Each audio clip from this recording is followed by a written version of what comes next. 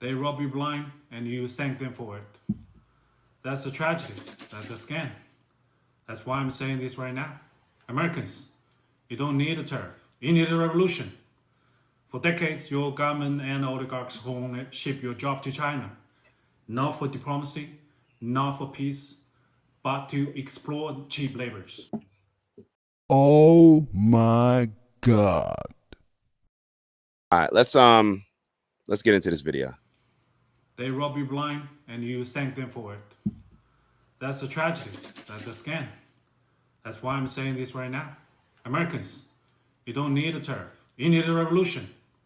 For decades, your government and oligarchs ship your job to China, not for diplomacy, not for peace, but to exploit cheap laborers. So this is 2 minutes, so I'm not going to let the whole video go. We will stop it at certain points. So what he just suggested is that we don't need tariffs. We need a revolution. I agree. I agree. I agree. And I believe that that revolution is going to be based on a lot of different things. Shout out to Vons. Vons said the other day, nobody wants to work on farms. Nobody wants to work on factories or work in factories. A lot of people apparently in America, we feel that we are too good for a lot of these low-level peasant-like jobs, I guess we would call them. Even Jasmine Crockett, we played a video the other day of her jumping out the window saying, nobody wants to farm. Nobody wants to farm. And what's funny is I actually saw a video where they did a story in 2024 on a gentleman, black gentleman, that was trying to get rid of the stigma, not only around farming when it came to black people, but around picking cotton, actually, and that type of agriculture and how he's become very successful in agriculture. But when this gentleman says it's not a tariff problem, we need a revolution, I get what he's saying. We need a change in mindset. We need a shift in mindset from us as people, the Americans, to put proper pressure and hold the elites accountable to not doing what's best for the elites, which would be to bring in either illegal migrants to do the labor at a low cost that Americans don't want to do it, or to do the same thing and shipping it out to other countries, which is what we've done, which is why we've lost a lot of our factory jobs, manufacturing, and everything else. So we could sit here and blame China and do the blame game, but it's simple. China said, okay, you guys want to exploit cheaper labor, we'll do what's best for our interest, or however you see it, we'll do what's best for us, we'll profit off of it, and in the meantime we'll make sure that we're making a whole lot more money off of us selling products to America rather than y'all selling products to us. So this is what this gentleman is saying, so let's keep hearing him out. Job to China, not for diplomacy, not for peace, but to exploit cheap laborers. And in the process, they hollowed out your middle class, crushed your working class, and told you to be proud while they sold your future for profit. And yes, China made money, but we used it to build roads, lift millions out of poverty, fund healthcare, raise living standard. We reinvested in our people. My family also benefited from it. What did your oligarchs do? What did your oligarchs do? And what's so funny is you see somebody like Bernie Sanders on this oligarchy tour, right? Him and AOC. They're talking about the oligarchs. But then we played a video from 2008 when Bernie Sanders was talking about tariffs. And he was actually saying that it's a right-wing mindset to ship jobs out of America and do what this gentleman is saying that America did, which is ship jobs, the manufacturing factory jobs out of America, ship them to China, ship them to other countries so we can exploit their cheap labor. That's what benefits the elites.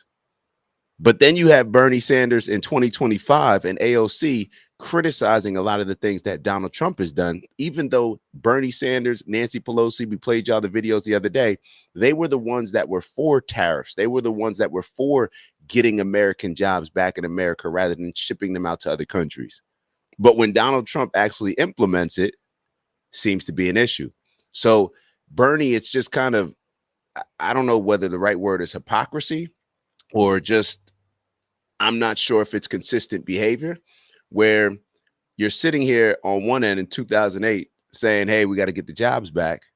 But then when Trump is saying it in 2025, you're claiming that this is the government of oligarchs, just because I guess he's aligned now with the elites that the Democrats used to be aligned with, whether it's Jeff Bezos, Mark Zuckerberg, Elon Musk, who used to lean liberal and who used to put up a lot of money for the Democrat candidates. But I guess now that they're leaning now with Trump, now it's the oligarchs. Now it's a problem. So oligarchs.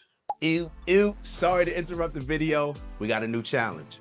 20,000 by the end of April. We fell short in March, but we're gonna get our goal this month. Thank you all in advance for those that are gonna continue to like, subscribe, maybe even leave some comments and let us know how we're doing. And on that note, let me let y'all get back to the video and I'll see y'all soon. Ew. Elitist. I'm sure like a lot of businesses, like the cheaper the labor that they can get. The cheaper I can pay for some labor, the cheaper that I can pay to produce this product, the wider I can have a margin, that benefits the business. But for whatever reason, we're not drawing the connection when it comes to Trump and wanted to bring back the jobs and how that would be beneficial. Let's keep going. And I know I got some comments, probably some from Vaughn's. Oh, Vaughn's dad. They manipulate the market, dodge tax, and pour billions into endless wars. And you get stagnated wages, crippling healthcare costs, cheap dopamine, debt, and flag wave property made in China while they pick your pocket. For 40 years, both China and the United States benefit from the trade, the manufacturing, but only one of us use that wealth to build. This isn't China's fault. This is yours. You let this happen. You let the oligarchs fit your lies while they made you fat, poor, and addicted. Now they blame China for mess they made. I don't think so. I don't think you need another tariff. You need to wake up. You need to take your country back. I think you need a revolution. You need to wake up. You need to take your country back. He's not talking to the American elite. He's not talking to our politicians. He's talking to us as a people. Instead of getting caught up in all this emotional back and forth, debating on these, whether it's the woke ideologies or maybe some extreme right-wing ideologies, instead of getting caught up on that, there needs to be a practical, common sense approach to doing what's best for the people. Over the weekend, I was watching this this documentary. Matter of fact, let me finish his, and then I'll tell you about this documentary or a clip from this documentary that I heard over the weekend that I want to reference regarding some of the things that he's mentioned. And so let me finish what he's saying, and then I'll tell you about what I heard over the weekend. To take your country back. I think you need a revolution. All right, so he was done. All right, so over the weekend, I was looking at something, and they were doing a study in prison.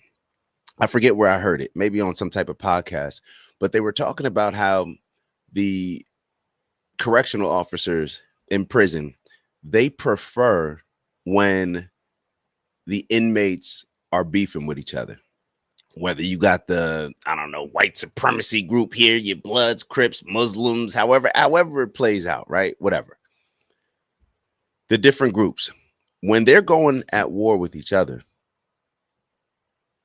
the correctional officers have an immense amount of control. They can control everything because they know that the groups are going against each other. So their focus is on going to war with each other rather than their focus on coming together and perhaps going to war against the correctional officers. We've seen some of these like prison uprisings and stuff. We've seen them on TV shows. There's actually been some in real life as well. Some relevant ones. I can't think of any off the top of my mind, but there's one that comes to mind where there was a big prison riot where Attica, maybe that's it. But the correctional officers were in a position where they said as soon as the groups start working together, and instead of aiming their efforts and their differences and focusing on their differences and aiming their efforts at each other, they started to focus on the correctional officers. And they said that is the most dangerous time for them to be correctional officers. So think about what the gentleman was saying.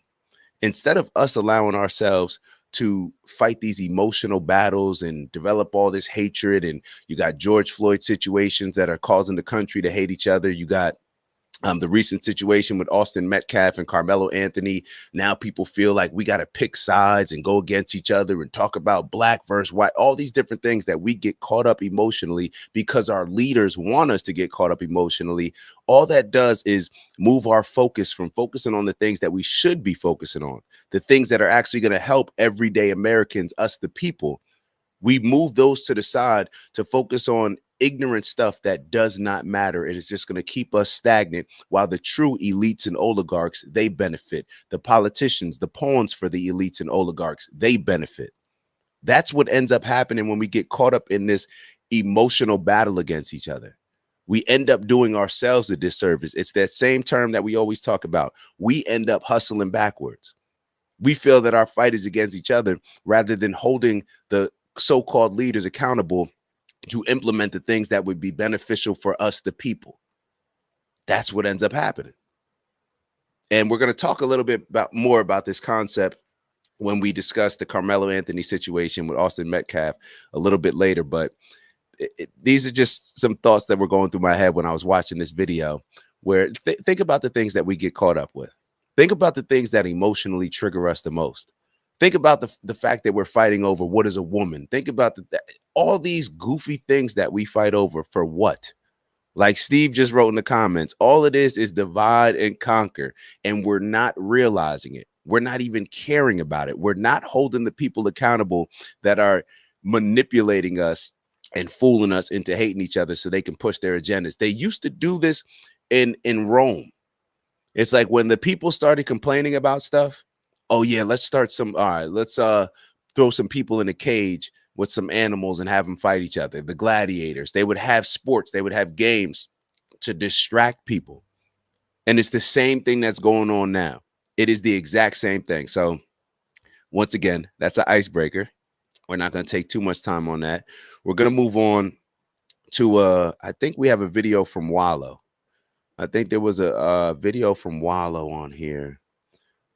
And if not, we may go to a different video first. Oh, no, here it is. All right. So Wallow, if you're not familiar, Wallow is Gilly the Kid's cousin. They have their show, $1 Million Worth of Game. He had some interesting things to say about people supporting Black business and businesses. And I want to share it with y'all and get y'all thoughts. Would love to share. It's Dak. Just want to thank you for checking out our video and visiting the OG Network. If you enjoyed the video, please make sure that you give us a like. And if you're looking to join a community of inspired individuals striving for purposeful abundance, subscribe. And if you're feeling real generous, share the video with some friends and family. All right, I'll see y'all soon. Ew.